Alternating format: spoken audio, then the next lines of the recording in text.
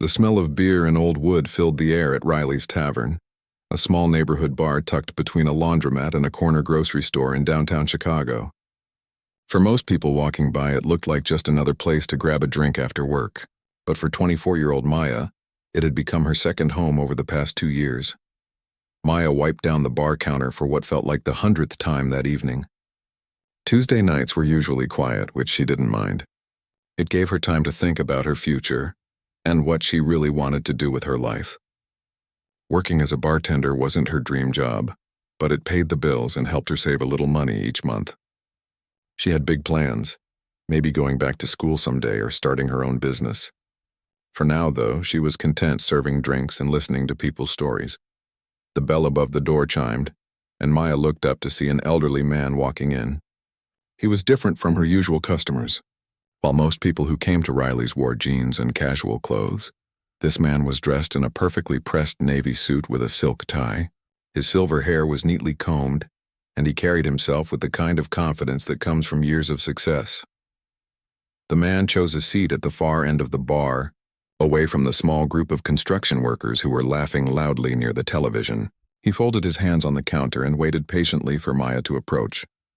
"Good evening," Maya said with a smile. "What can I get for you tonight?" "A single malt whiskey, neat please," the man replied. His voice was warm but carried a hint of sadness that Maya couldn't quite place. As Maya poured the drink, she noticed the man's expensive watch and the way he carefully placed a crisp $20 bill on the counter, far more than needed for one drink. When she returned with his change, he waved his hand dismissively. "Keep it," he said simply. Maya thanked him and went back to her work, but she kept glancing at the mysterious customer. He sat quietly, occasionally sipping his whiskey while reading what looked like a financial newspaper. Unlike other patrons who tried to start conversations or watch the game on TV, this man seemed lost in his own world. The following Tuesday, the same man returned. Same suit, same seat, same order. Maya began to wonder about him. Who was he? Why did he come to their little neighborhood bar when he clearly had money to go somewhere much fancier? "Single malt whiskey, neat?" Maya asked as he settled into his usual spot. The man looked surprised that she remembered. "Yes, thank you. You have a good memory." "It's part of the job," Maya replied. But the truth was he stood out among her regular customers. "I'm Maya, by the way." "Harold," he said, extending his hand for a formal handshake. "Pleasure to meet you properly." As the weeks passed, Harold became as regular as clockwork. Every Tuesday at 6:30, he would walk through the door and take his seat at the end of the bar. Maya found herself looking forward to his visits, though their conversations were usually brief. Harold was polite and respectful, unlike some customers who made inappropriate comments or got too drunk and caused problems. One particularly slow Tuesday evening, Maya decided to make conversation while cleaning glasses near Harold's seat. "You always read financial papers," she observed. "Are you in business?" Harold looked up from his newspaper and smiled slightly. "Was in business. I'm retired now. Old habits, I suppose. I like to keep up with what's happening in the markets." "What kind of business were you in?" Maya asked, genuinely curious. "Investment banking," Harold replied. "Spent 40 years helping people make smart decisions with their money. Now I have more time than I know what to do with." Maya sensed loneliness in his voice. She had grown up helping her grandmother, who lived alone after Maya's grandfather passed away. She recognized the signs. The way older people sometimes talked a little longer than necessary when they had someone to listen. The careful way they dressed even for simple outings. The routine that gave structure to days that might otherwise feel empty. "Do you live nearby?" Maya asked, "About 10 minutes away. Nice quiet neighborhood." Harold paused, then added, "My wife used to complain that I worked too much, said I should enjoy life more. Now that I have all the time in the world, I'm not sure what to do with it." "Used to?" Maya asked gently. "She passed away 3 years ago," Harold said, his voice growing softer. "Cancer. We thought we'd have more time together after I retired." Maya felt her heart sink. "I'm so sorry. That must be incredibly difficult." Harold nodded and took a sip of his whiskey. "We were married for 52 years. The house feels very empty now. My children live in California. They have their own families and busy lives. I don't want to be a burden." "I'm sure they don't see you as a burden," Maya said, though she understood why Harold might feel that way. When her grandmother started having health problems, Maya's parents had struggled to balance their own responsibilities with caring for an aging parent. Perhaps not, Harold said, but it's hard to know how to fill the days sometimes. Maya continued her work but stayed nearby, sensing that Harold needed someone to talk to. She had always been a good listener. It was one of the things that made her successful as a bartender. People often shared their problems with her, and she had learned when to offer advice and when to simply listen. "What did you and your wife like to do together?" Maya asked. Harold's face brightened slightly. "We loved to travel. Visited all 7 continents, though Antarctica was a bit too cold for my taste. Elizabeth, that was my wife's name. She loved trying new foods and meeting people from different cultures. We always said we'd go back to Italy someday. She wanted to take cooking classes in Tuscany." "That sounds wonderful," Maya said. "I've always wanted to travel, but bartender wages don't exactly cover European vacations." "You should go while you're young," Harold said earnestly. "Don't make the mistake I made of always saying someday. Someday comes faster than you think." As the evening wore on, Maya noticed that Harold seemed different from her other elderly customers. While some older men who came to the bar were bitter or complained constantly about younger generations, Harold was kind and genuinely interested in other people. He asked Maya about her life, her goals, and her family, but never in a nosy way. When closing time approached, Harold finished his drink and left his usual generous tip. "Thank you for the conversation, Maya," he said as he prepared to leave. "It's nice to have someone to talk to." "Anytime," Maya replied, and she meant it. "See you next Tuesday?" "Wouldn't miss it," Harold said with a smile that didn't quite reach his eyes. As Maya watched him walk out into the cold Chicago night, she couldn't shake the feeling that Harold was much lonelier than he let on. She had seen it before with her grandmother, the way older people sometimes tried to maintain their independence and dignity, even when they were struggling with loss and isolation. Maya finished cleaning up the bar, but her thoughts kept returning to Harold. There was something about him that reminded her of her grandfather, the same gentle demeanor and quiet wisdom that came from years of experience. She found herself hoping that next Tuesday would come quickly, so she could continue their conversation. Little did Maya know that her simple kindness and willingness to listen to an old man's stories would soon lead to events that would change both of their lives forever.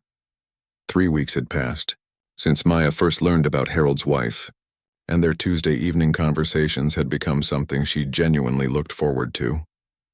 Harold always arrived precisely at 6:30, ordered his usual whiskey, and they would chat during the quiet moments between serving other customers. Tonight felt different the moment Harold walked through the door. Instead of his usual composed demeanor, he looked troubled. His normally perfect posture was slightly hunched, and Maya noticed his hands shaking slightly as he sat down at his regular spot. "The usual?" Maya asked, though she could already tell something was wrong. "Yes, please," Harold replied, but his voice lacked its normal warmth. He seemed distracted, constantly checking his phone and glancing around the bar nervously. Maya poured his whiskey and set it down gently. "Everything okay tonight, Harold? You seem a little upset." Harold looked up at her, and Maya could see the confusion and worry in his eyes. "I'm probably being foolish, but I've been getting some very strange phone calls lately. I'm not sure what to make of them." "What kind of phone calls?" Maya asked, leaning against the bar. She had learned that when Harold needed to talk, it was best to give him her full attention. "Well," Harold began, taking a small sip of his whiskey. "It started about 2 weeks ago. A man called saying he was from the IRS. He told me I owed back taxes and needed to pay immediately or they would freeze my bank accounts." Maya felt a chill run down her spine. She had heard about these kinds of calls before. Her grandmother had received similar calls a few years ago, and Maya's mother had to explain that they were scams. "What did you tell them?" Maya asked carefully. "I was confused because I always pay my taxes on time. My accountant handles everything and I've never had any problems. But this man sounded very official, and he knew some of my personal information. He had my full name and address." Harold paused and rubbed his forehead, looking exhausted. "Then yesterday I got another call from someone claiming to be from my bank. They said there was suspicious activity on my account and needed me to verify my social security number and account information over the phone." Maya's stomach dropped. These were classic scam tactics, and Harold seemed to have no idea how dangerous these calls could be. "Harold," Maya said gently, Did you give them any information? I gave the first caller my social security number, Harold admitted, looking embarrassed. He said he needed it to look up my tax records, and I was about to give the bank information, but something felt wrong, so I hung up. Maya tried to hide her alarm. She knew that once scammers had someone's social security number, they could do serious damage, but she didn't want to scare Harold more than he already was. There's something else, Harold continued, his voice getting quieter. This morning I got a call from someone saying I had won a lottery in Ireland. They said I won $2 million, but I need to pay processing fees first. The strange thing is I never entered any lottery, but they knew my name and address. Maya had heard enough. She looked around the bar to make sure no other customers needed anything, then pulled up a stool next to Harold. Harold, I need to tell you something important, she said, keeping her voice calm but serious. Those calls you're getting, they're all scams. Every single one of them. Harold looked confused. Scams, but they sounded so official. The man from the IRS even had a badge number. That's exactly how they work, Maya explained. These people are criminals who target older adults. They pretend to be from government agencies, banks, or lottery companies. They're very good at sounding official and creating a sense of urgency. Maya pulled out her phone and quickly searched for information about common phone scams. Look, here's an article about this exact thing. The IRS never calls people about taxes owed. They always send letters first. And real banks never ask for personal information over the phone. Harold studied Maya's phone screen, and she could see the realization dawning on his face. So you're saying someone is trying to steal from me? Yes, Maya said firmly. And the fact that you gave them your social security number means we need to act fast. They could try to open credit cards or bank accounts in your name. Harold looked stricken. I feel like such a fool. I've spent my whole career dealing with finances, and I fell for something like this. You're not a fool, Maya said quickly. These scammers are professionals. They know exactly what to say to sound convincing. They prey on people's trust and create fake emergencies to make people panic and act without thinking. Maya thought about her grandmother, who had almost sent $500 to someone claiming to be her grandson in jail. It was only because Maya's mother happened to call that day that they discovered the scam. What should I do? Harold asked, and Maya could hear the vulnerability in his voice. First, we need to call your bank right now and let them know your social security number was compromised, Maya said. Do you have your bank's phone number? Harold pulled out his wallet and found a card with his bank's customer service number.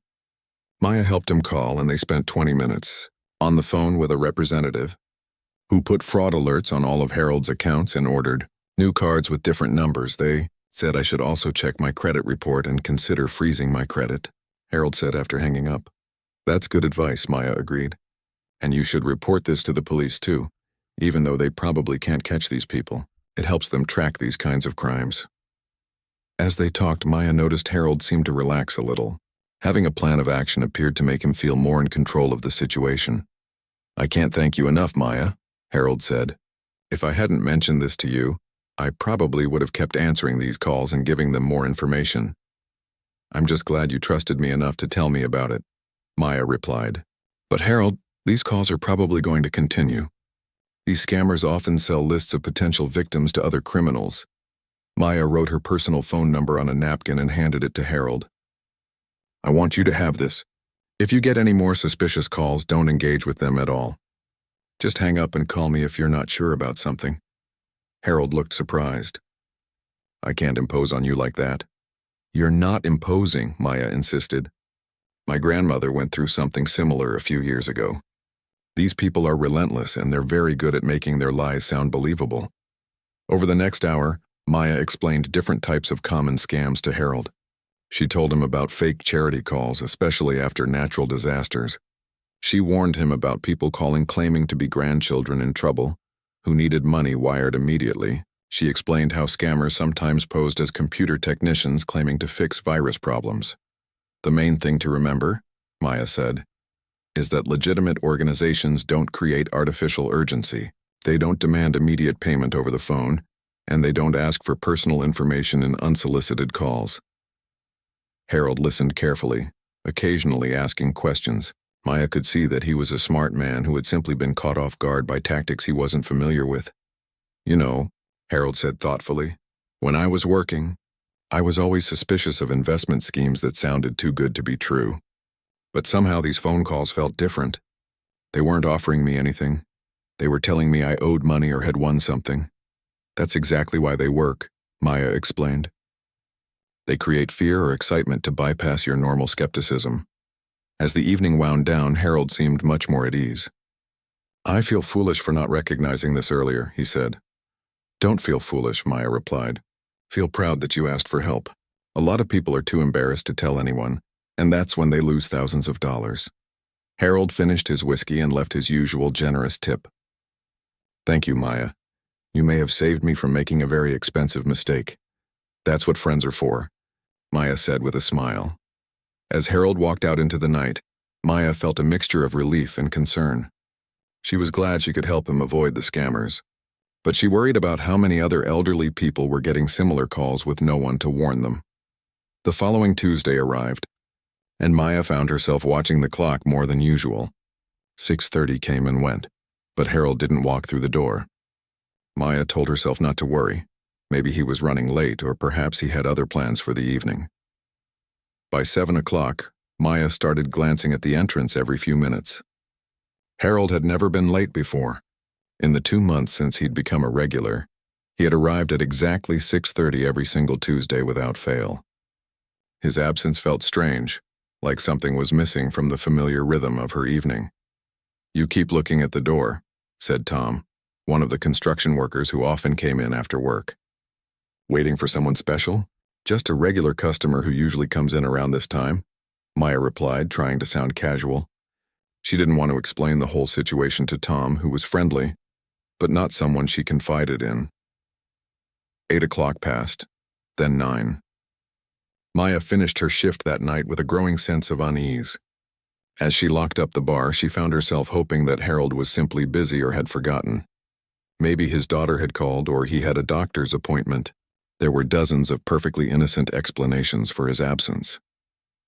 The following Tuesday, Maya arrived at work with renewed hope. Surely Harold would be back tonight with an explanation for his absence last week. She prepared his usual whiskey glass and even checked to make sure they had his preferred brand of single malt in stock. 6:30 came and went again. No Harold.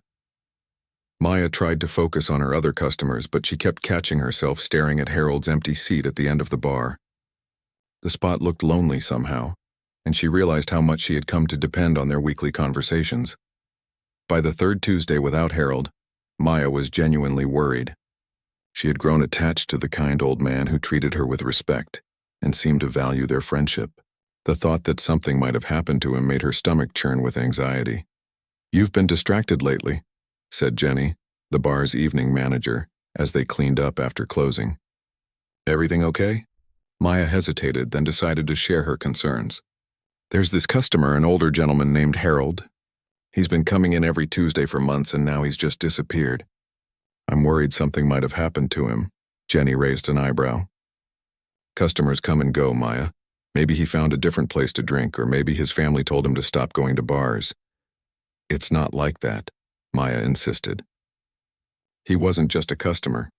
We became friends, and he was dealing with some scammer problems. I helped him protect his bank accounts, and he seemed really grateful for the help.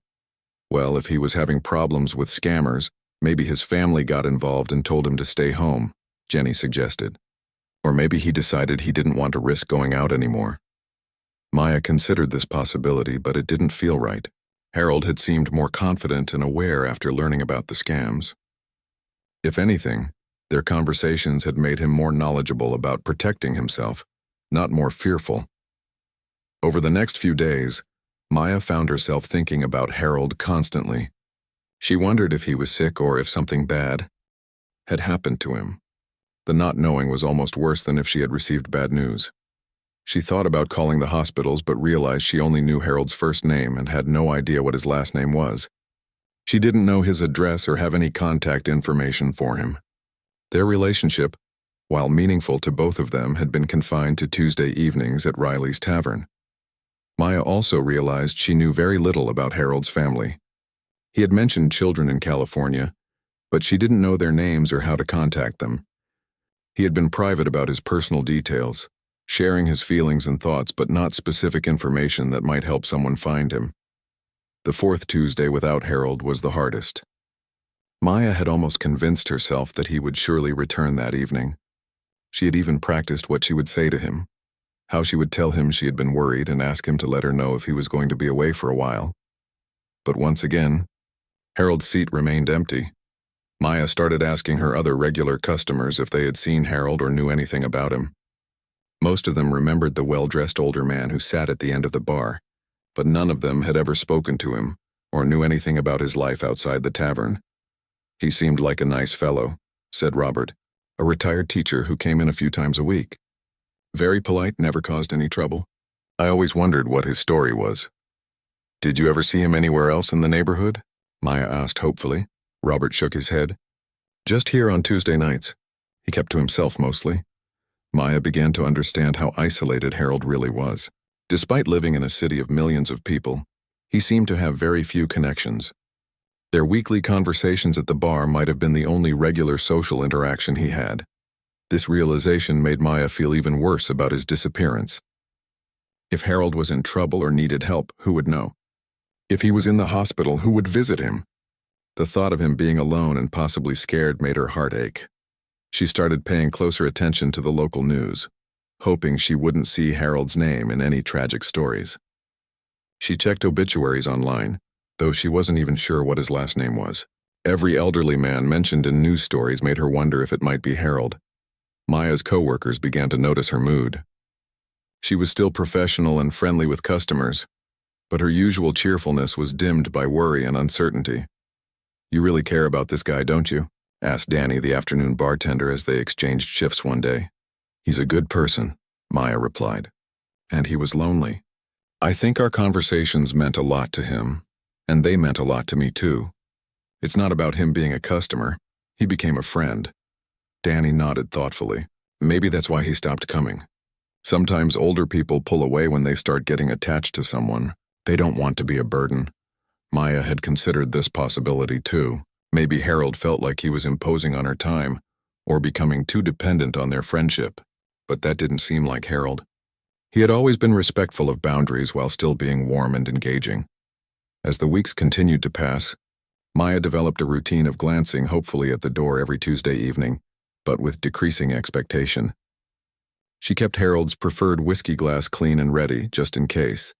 But deep down she was starting to accept that he might never return. The hardest part was not knowing what had happened. Had Harold moved away to be closer to his children? Was he sick? Had he decided that bars weren't appropriate for someone his age? Or worse, had something terrible happened to him? Maya found herself regretting not asking Harold for his contact information or learning more about his daily life. She had respected his privacy, but now she wished she had been more curious about the practical details that might help her find him. 2 months after Harold's last visit, Maya had almost given up hope of seeing him again. She still kept Tuesday evenings free of distractions, still glanced at the door when it chimed, but she was beginning to accept that whatever had happened to Harold, she might never know the truth. The not knowing had taught her something important about the connections we make with people. Even brief friendships can become meaningful. And when someone disappears from our lives without explanation, it leaves a hole that's hard to fill. Maya continued to tell new customers about Harold sometimes, describing the kind gentleman who used to sit at the end of the bar. She hoped that by keeping his memory alive in the tavern, she was honoring the friendship they had shared, even if she never learned what became of him. It was a busy Friday afternoon at Riley's Tavern when Maya noticed an elegantly dressed woman in her 50s standing near the entrance, looking around the bar as if searching for someone. The woman wore a tailored black coat and carried an expensive leather handbag. She seemed out of place among the casual after-work crowd. Maya was in the middle of serving drinks to a group of office workers when she saw the woman approach the bar. There was something familiar about her posture and the way she carried herself, though Maya was certain she had never seen her before. "Excuse me," the woman said when Maya finished with her other customers. "Are you Maya?" Maya felt her heart skip a beat. Very few people knew her name unless they were regular customers, and this woman was definitely not someone she recognized. "Yes, I'm Maya," she replied cautiously. "Can I help you with something?" The woman smiled, and Maya noticed her eyes were kind but tired, as if she had been through something difficult recently. "My name is Carol. I'm Harold Whitman's daughter." Maya felt the room seem to spin around her. After 2 months of wondering and worrying about Harold, his daughter was standing right in front of her. Questions flooded her mind all at once. Was Harold okay? Where had he been? Why was his daughter here? Harold's daughter?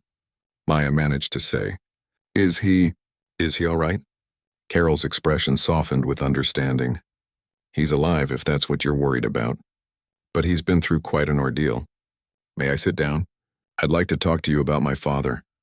Maya quickly found a quiet corner table away from the other customers and brought Carol a glass of water. Her hands were shaking slightly as she sat down across from Harold's daughter. "Where has he been?" Maya asked immediately. "I was so worried when he stopped coming. He never missed a Tuesday and then he just disappeared."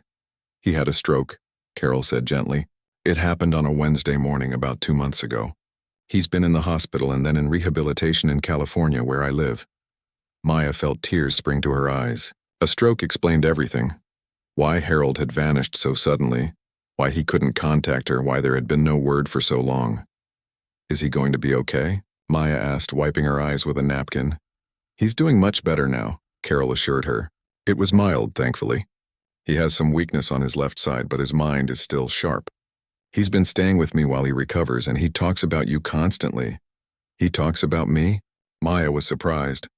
She had hoped their friendship meant something to Harold, but she never imagined he would mention her to his family. Carol smiled warmly. "He talks about you all the time. The kind young bartender who saved him from losing his life savings to scammers. He credits you with protecting him from what could have been a financial disaster." Maya shook her head. "I just told him what my grandmother went through. Anyone would have done the same thing. But anyone didn't do it," Carol said firmly. "You did. And my father is convinced that without your help, he would have fallen victim to multiple scams. He was already getting more confused before his stroke, and those criminals were taking advantage of him." Carol reached into her purse and pulled out an envelope. "That's actually why I'm here. My father asked me to find you and give you this." Maya stared at the envelope, confused. "What is it?" "Open it," Carol encouraged. With trembling fingers, Maya opened the envelope and found a folded letter in Harold's careful handwriting, along with some official-looking legal documents. She read the letter first. "Dear Maya, if you are reading this, it means Carol found you at the tavern. I hope you will forgive me for disappearing without explanation.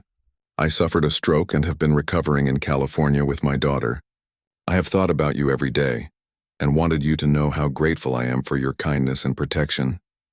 Before my stroke, I spoke with my attorney about setting up a way to thank you properly. The enclosed documents establish an education fund in your name. I hope you will use this gift to pursue your dreams and build the future you deserve. Your friendship brought light to my lonely evenings, and saving me from those scammers meant more than you could ever know. Thank you for treating an old man with such genuine care. Your friend always, Harold." Maya read the letter twice, then looked at the legal documents with growing shock. The papers showed that Harold had established a trust fund containing $50,000 specifically for her education and career development. "This can't be real," Maya whispered, staring at the documents. $50,000? "I can't accept this." "It's very real and you absolutely can accept it," Carol said with a gentle smile. "My father was very specific about his wishes. He said you showed him kindness when he needed it most, and you protected him from people who wanted to take advantage of him." Maya felt overwhelmed. The amount of money was more than she made in 2 years of bartending. It was enough to pay for college or start a business or completely change her life.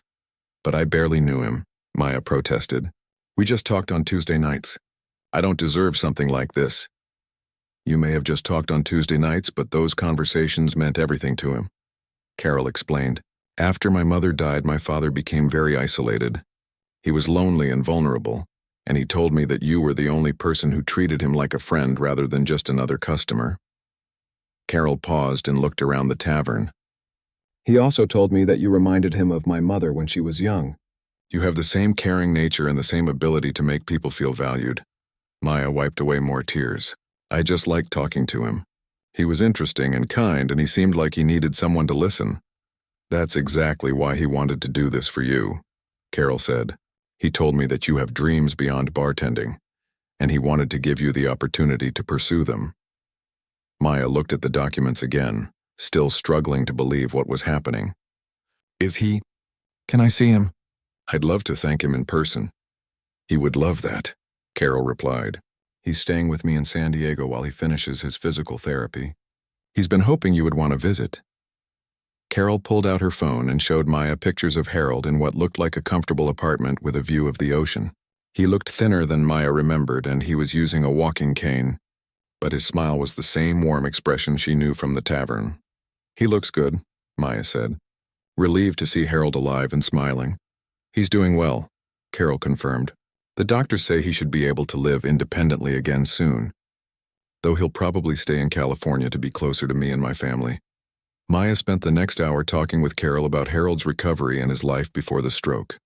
She learned that Harold had indeed been struggling with loneliness and mild confusion in the months before his medical emergency. Carol had been worried about him but hadn't known how serious the situation was until she learned about the scam attempts. You probably saved him from much more than financial loss, Carol told Maya. Those scammers often target the same victims repeatedly, and elderly people who fall for one scam are usually targeted for many others.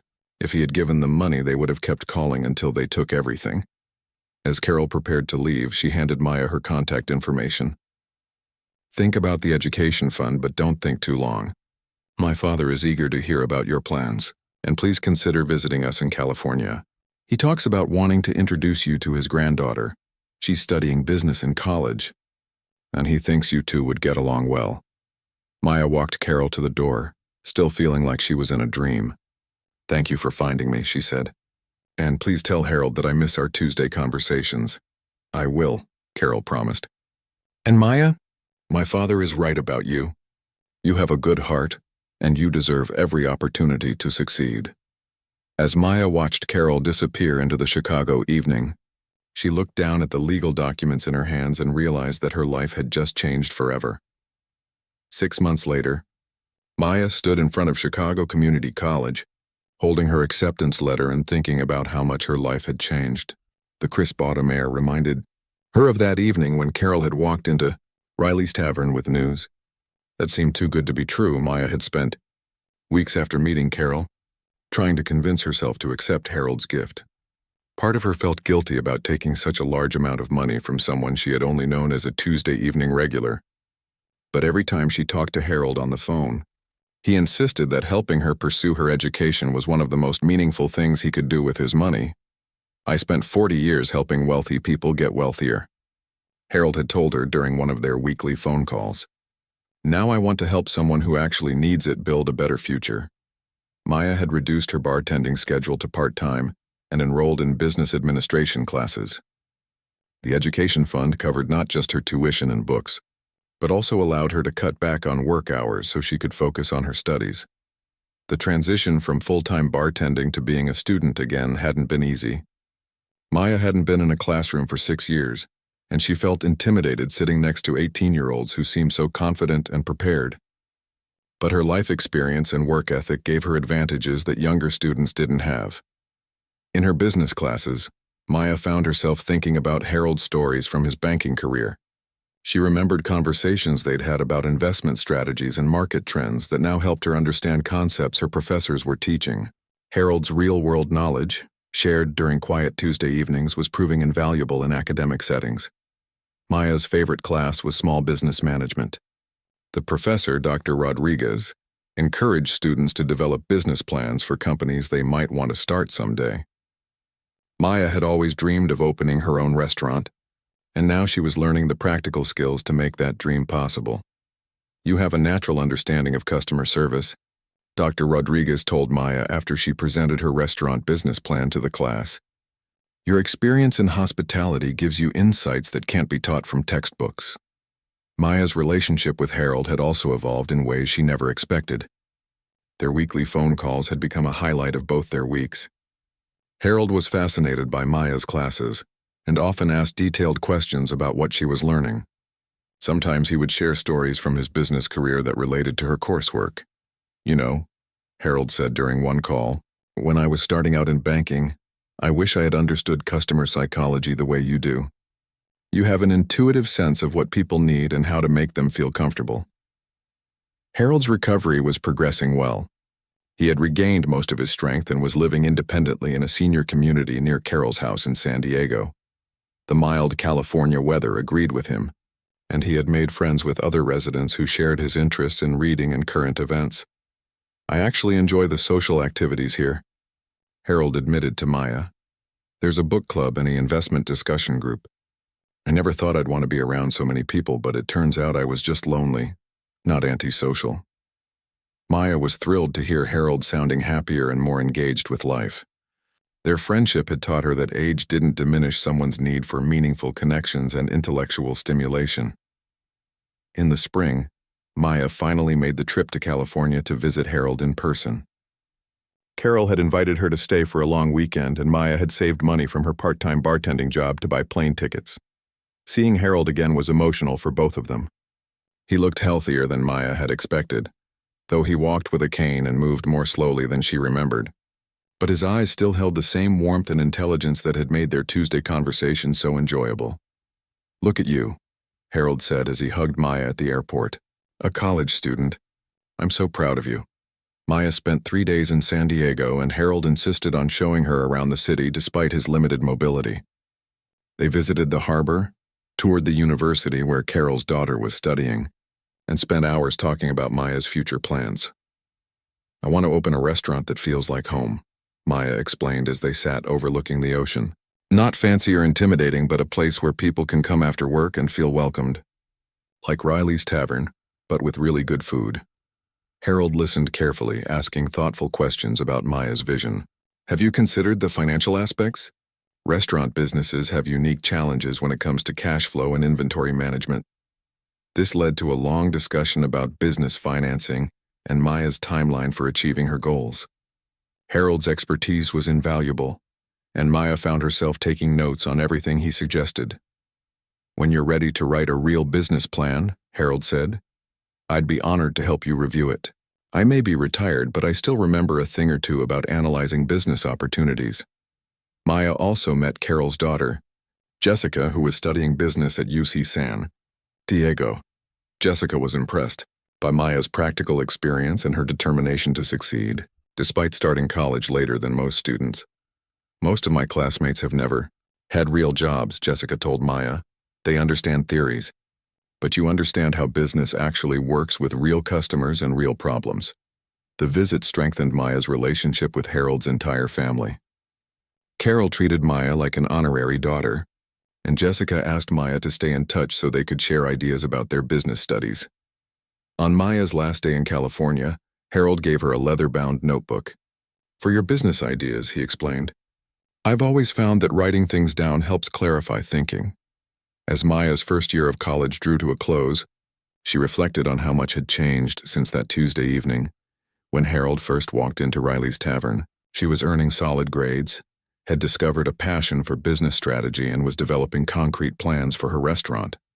More importantly, she had learned valuable lessons about the impact of simple kindness. Protecting Harold from scammers had seemed like a small thing at the time, but it had led to a friendship that enriched both their lives and changed Maya's entire future. Maya still worked part-time at Riley's Tavern, but now she approached her job differently. She was more observant of customers who seemed lonely or vulnerable, and she made extra effort to engage with older patrons who might appreciate conversation. "You've become quite the counselor," Jenny, the manager, observed one evening. "Customers seem to open up to you even more than before." Maya had also started volunteering with a local organization that helped elderly people avoid scams and fraud. She taught workshops about phone scams and online safety, sharing the knowledge Harold had gained through his unfortunate experience. During one workshop, an elderly woman approached Maya afterward. "Thank you for this information," the woman said. "I've been getting calls like the ones you described, and I was starting to think they might be legitimate." Maya gave the woman her contact information and encouraged her to call if she received any more suspicious calls. She thought about Harold and how isolated he had been when the scammers first targeted him. As Maya prepared for her second year of college, she realized that Harold's gift had given her much more than just money for education. It had given her confidence, direction, and a deeper understanding of how small acts of kindness could create ripple effects that changed multiple lives. Maya's ultimate goal remained the same: to open a restaurant that would become a gathering place for the community. But now she understood that success wasn't just about good food and efficient service. It was about creating connections between people and providing a space where everyone felt valued and welcomed. Harold's weekly phone calls continued, and Maya always looked forward to sharing her progress with the man who had become like a grandfather to her. Their friendship, which began with simple Tuesday evening conversations over whiskey, had evolved into something neither of them had expected but both treasured. "You know," Harold told Maya during one of their recent calls, "helping you pursue your dreams has given me a sense of purpose I thought I'd lost when I retired. Thank you for letting an old man be part of your journey." Maya smiled as she looked at her college textbooks and restaurant planning notebooks. "Thank you for believing in me," she replied, "and for showing me that kindness always comes back to you in ways you never expect."